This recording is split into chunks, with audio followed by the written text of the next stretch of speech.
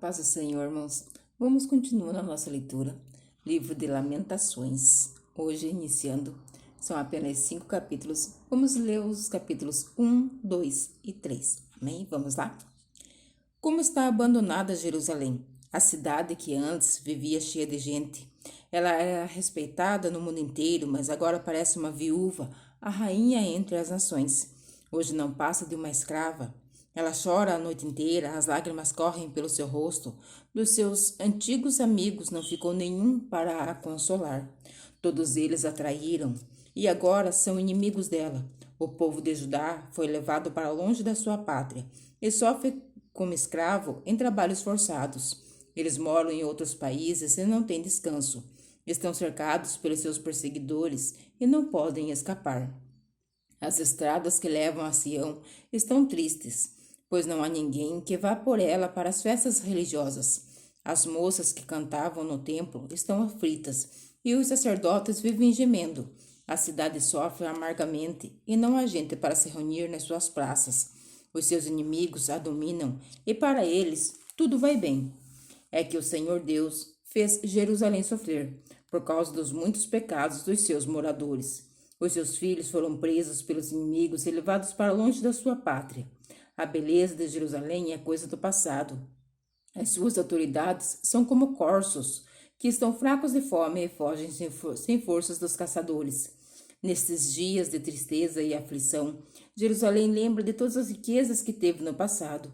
Ela se recorda de que ninguém veio ajudá-la, quando caiu em poder dos inimigos, que zombaram dela na sua queda. Ela perdeu a honra, está nua e todos a desprezam.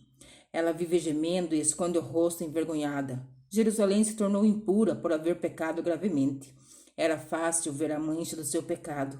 Jerusalém não pensou no que poderia acontecer. Ela caiu de modo terrível e não tem quem a console. Os seus inimigos venceram e ela pede que o Senhor tenha misericórdia. Os inimigos levaram embora todas as suas riquezas. O povo viu os pagãos entrarem no templo, coisas que Deus os proibiu de fazer. O povo de Jerusalém anda gemendo, procurando o que comer. Eles trocaram as suas riquezas por alimentos, para poder continuar a viver. A cidade diz: Ó Senhor, olha para mim e vê a minha desgraça. Aos que vão passando, Jerusalém diz: Olhe para mim. Será que existe uma dor igual à minha? No dia em que ficou irado, o Senhor me castigou com esta aflição. Lá de cima, Deus enviou um fogo que queima dentro de mim. Ela me armou uma armadilha e me jogou no chão. Depois, me abandonou num sofrimento que não tem mais fim. Ele tomou nota dos meus pecados, amarrou-os todos juntos, pendurou-os no meu pescoço, e o peso deles acabou com as minhas forças. O Senhor me entregou aos meus inimigos, e eu não fui capaz de resistir. O Senhor fez pouco dos meus melhores soldados. Ele mandou um exército para destruir os meus moços, e esmagou o meu povo santo como esmaga as uvas para fazer vinho. Tudo isso me faz chorar e deixa os meus olhos cheios de lágrimas. Não há ninguém que me console, ninguém que me anime. Os inimigos me derrotaram e o meu povo ficou no meio de ruínas. Eu estendo as mãos, mas ninguém quer me ajudar. De todos os lados, o Senhor mandou inimigos contra mim, e eles me tratam como se eu fosse uma coisa nojenta. Mas o Senhor é justo e me castigou, pois eu me revoltei contra os seus mandamentos. Todos os povos escutem, vejam a minha dor. As minhas moças e os meus moços foram levados para longe como prisioneiros. Pedi ajuda aos meus aliados, mas me traíram. Os sacerdotes e as autoridades morreram nas minhas ruas, enquanto eu procurava comida para poder continuar a viver. Vê, ó Senhor, a minha aflição. Estou profundamente perturbada, a dor aperta o meu coração, e quando penso que me revoltei contra ti, há assassinatos nas ruas, e até dentro das casas há mortes. Ó Deus, ouve os meus gemidos, pois não há ninguém que me console. Todos os meus inimigos sabem da minha desgraça e ficam contentes porque tu me fizeste sofrer. Faz com que venha o dia que me prometeste, para que os meus inimigos sofram tanto quanto eu. Condena-os por causa de todas as suas maldades. Castiga-os como me castigaste por causa dos meus pecados. E não paro de gemer, e o meu coração está doente. Capítulo 2. Quando ficou irado, o Senhor cobriu Jerusalém de escuridão. Ele transformou num monte de ruínas a cidade de Jerusalém, que parecia um céu e que era o orgulho do povo de Israel. No dia da sua ira, Deus abandonou até o seu próprio templo. Sem dó nem piedade, o Senhor destruiu todas as cidades de Judá, e na sua ira acabou completamente com as suas fortalezas. Ele jogou por terra, humilhados, o reino de Judá e as suas autoridades. No calor da sua ira, Deus acabou de uma vez com o poder de Israel. Quando os inimigos chegaram, ele não quis nos ajudar, e ainda se jogou contra nós, como um fogo que destrói tudo ao seu redor. Como se fosse um inimigo, Deus apontou as suas flechas contra nós, e com a sua força matou as pessoas mais estimadas do nosso povo. Ele derramou a sua ira como se fosse um fogo sobre os moradores de Jerusalém. O Senhor é como um inimigo, ele destruiu Israel, derrubou as suas fortalezas e arrasou os seus palácios, trazendo com isso tristeza e choro sem fim para o povo de Judá. Deus arrasou o seu templo como se fosse uma horta e destruiu o lugar onde adorávamos. Ele nos fez esquecer as festas religiosas e os sábados. No calor da sua ira, ele rejeitou com desprezo os reis e os sacerdotes. O Senhor desprezou o seu altar, abandonou o seu templo e deixou que os inimigos derrubassem as suas paredes. Ali eles deram seus gritos de vitória, como nós nos dias de festa. O Senhor decidiu arrasar as muralhas de Jerusalém.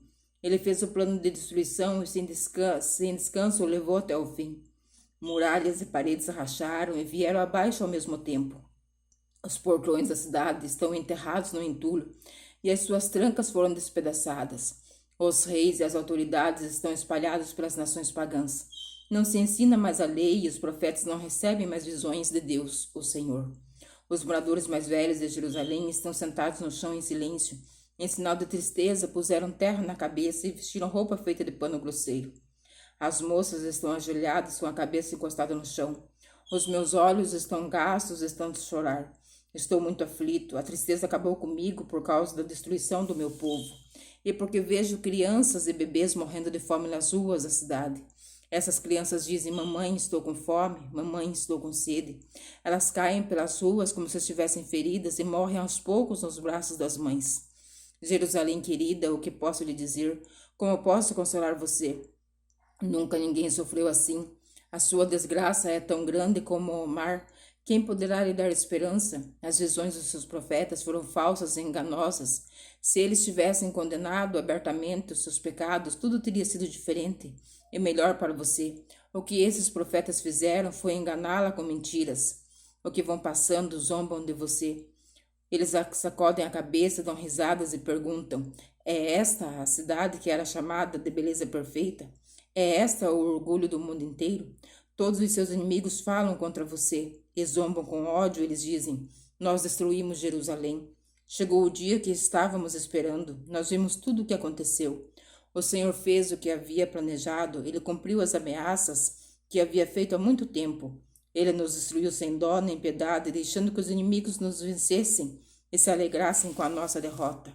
Que as suas muralhas, ó Jerusalém, peçam ajuda ao Senhor. Que as suas lágrimas corram dia e noite como um rio. Não descanse, chore sem parar. Levante-se várias vezes de noite para clamar, pedindo ajuda ao Senhor. Derrame o coração na presença dele e peça pela vida dos seus filhos que morrem de fome nas esquinas das ruas.